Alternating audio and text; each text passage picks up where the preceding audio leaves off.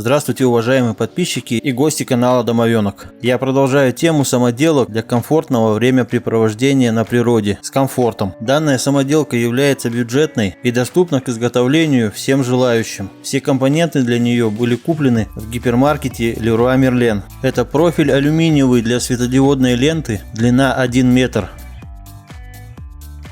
Сама светодиодная лента, так называемая контурная подсветка, длина 2 метра.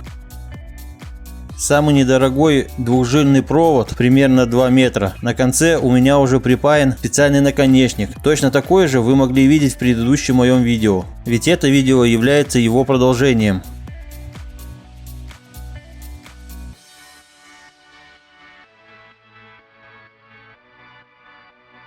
И обыкновенный, самый простой проходной выключатель. Ну что, приступим? Приятного просмотра.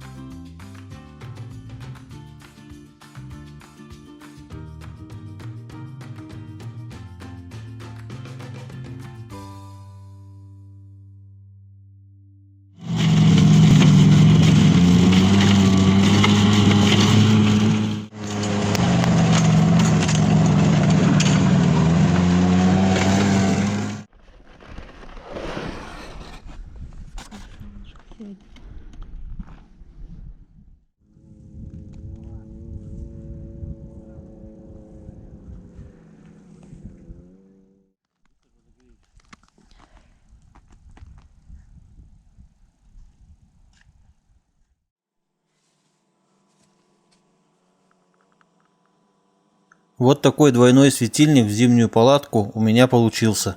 По моему мнению, светит он довольно неплохо, но если убрать вот это рассеивающее стекло, он светит намного лучше.